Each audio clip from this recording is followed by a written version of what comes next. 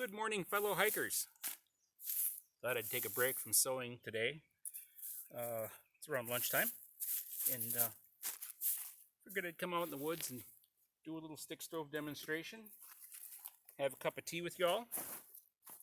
Hope you're all having a great day. I know I am. Listen a little bit, you can maybe hear the birds. Quite a beautiful sound. But anyway, like I said, we're going to do a stick stove demonstration. A lot of people are fans of gas, fans of alcohol. You know, there's a lot of different types of stoves out there. I use them all. They're all good. This is my preferred cooking method when I'm on long-term trail. A week, 9 days, something like that. It's been a while since I've been out that long, but hopefully we'll get that way.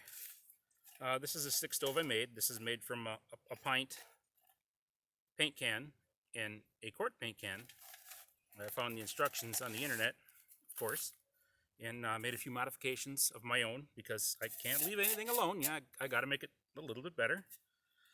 Weight comes in at around 7 ounces. I know for gas, you're looking, that kind of weight for just the gas alone.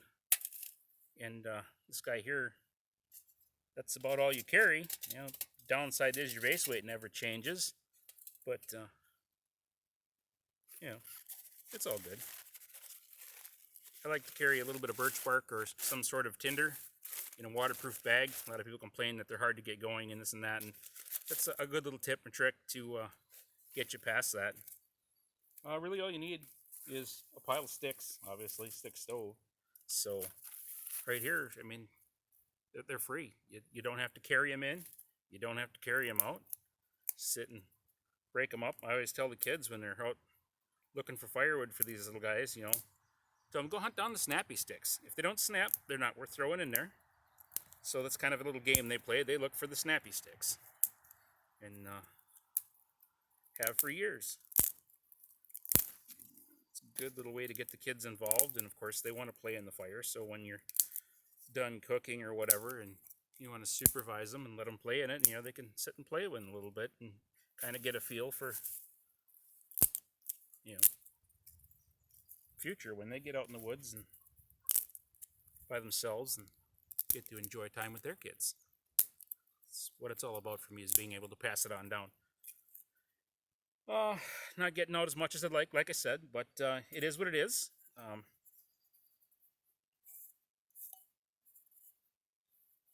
Guess I should have brought a clean cup.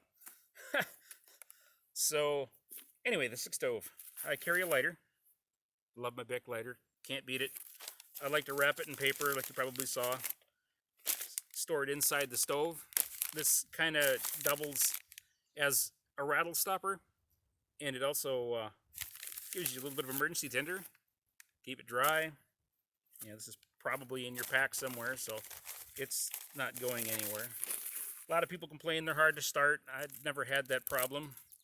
We'll show you how easy it is right here. Just give that guy a little shot right there. Couple second burn on the old Bic. Throw some birch in there, birch bark in there. Enjoy that smoky aroma, that root beer flavor. Man, I love that. And then just throw a few sticks in there. That's not too difficult. Poof. Voila. Where there's smoke, there's fire, right? Or is it smoke follows beauty? That could be explaining why it's blowing in my face right now, I guess. Try not to get yourself in fire. Normally when you're not on camera, you can move out of the way and not burn yourself to pieces. But is what it is. And get your sticks down inside there. My titanium cup will that's hot already. We'll give it a little swish here. The guy's going like crazy.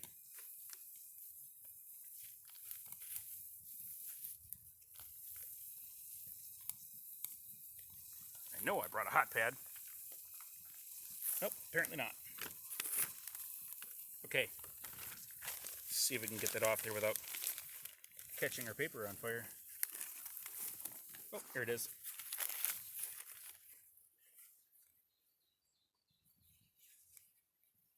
Let's see here.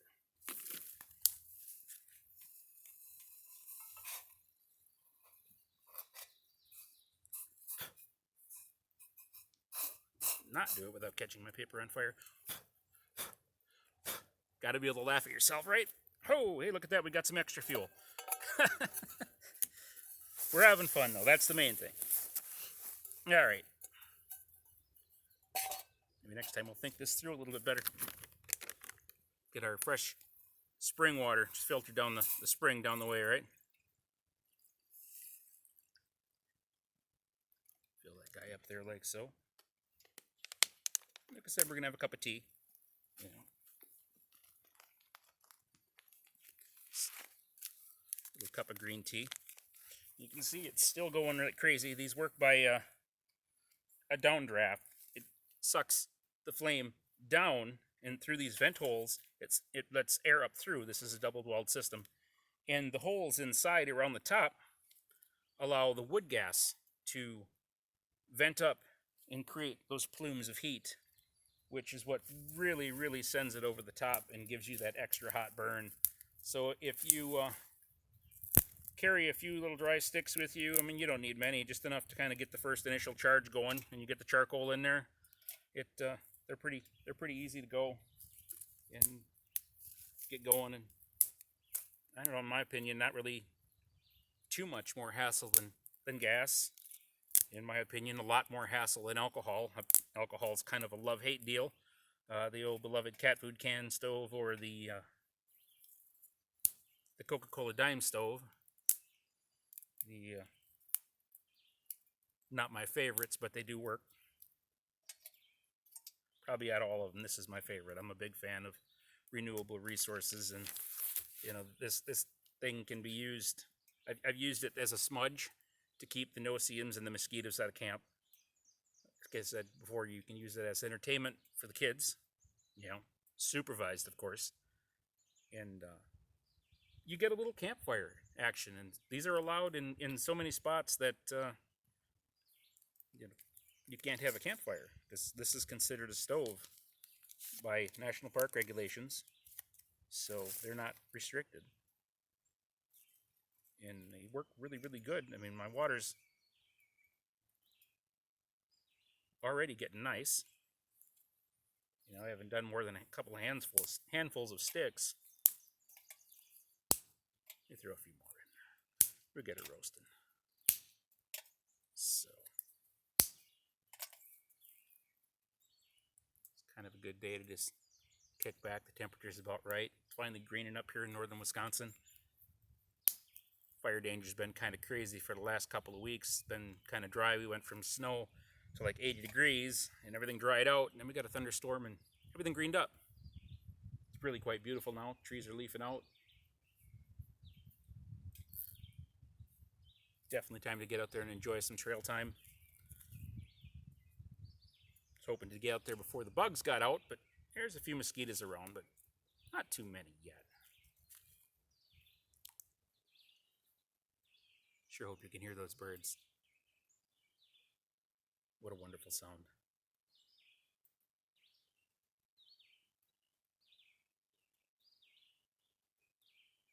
Cooked many a meal on this guy. Took it on a couple of tours of Isle Royale. It's been through the Porkies. Made this stick stove about the time my son was born, and that's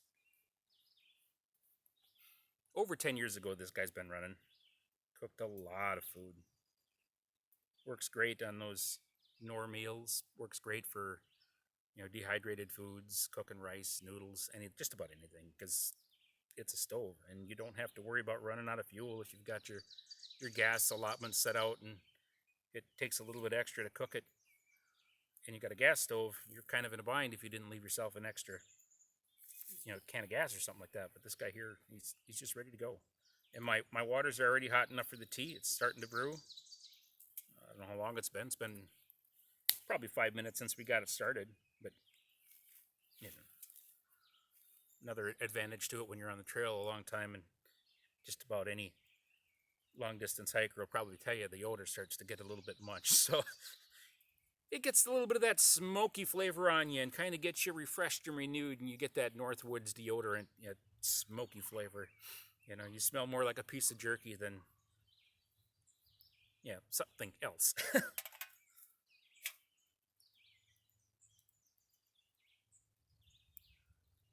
7-8 ounces of weight, infinite fuel in our area, and many chunks of parts of the world.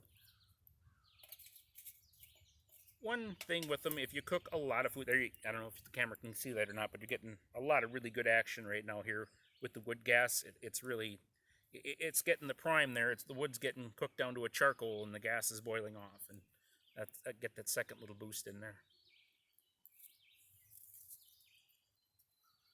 I've already cooked meals in the rain when we couldn't find any other wood with nothing but birch bark, which works fantastic, except for every now and again you got to clean the bottom of your pot off because you get sooty, which is kind of a disadvantage. What a lot of people don't like about these stoves is you get a little bit of sooty build up on the bottom.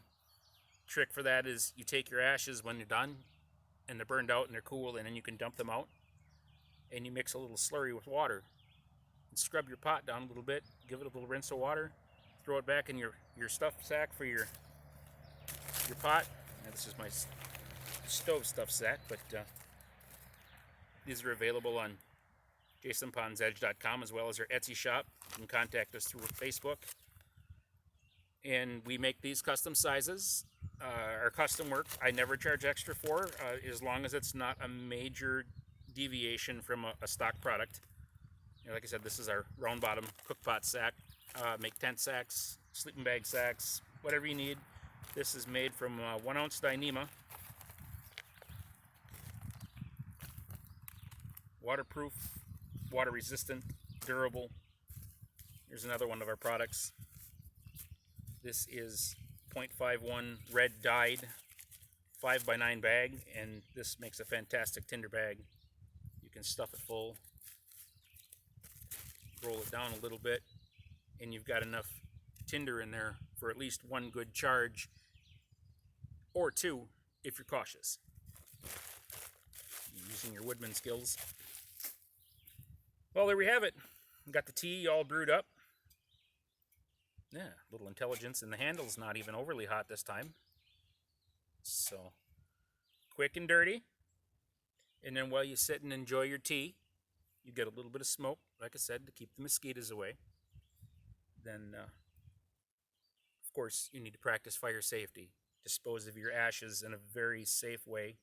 Douse them with a little bit of that water. I know you're using your precious resource of water, but you can always filter more. Or because you've got infinite fire, you can always boil it. So there's kind of a bonus. If your water filter goes down, 2 minutes rolling boil, you got safe, drinkable water according to the CDC. So, for whatever that's worth. All right, folks. Well, I'm glad you could join me out here for a cup of tea today. I'm not going to chew your ear off anymore, and I'm going to sit here and enjoy my tea. I'm going to kick back, and I'm going to enjoy the view. Going to listen to the birds. I might even snag a quick nap in here. Just, God, it's a lovely day. I hope you're having a lovely day as well, and, try and find the small blessings in your day and do everything you can to make everybody's day better. Make your day better. Positive thoughts. Thanks for stopping by, and we'll see you again. Cheers.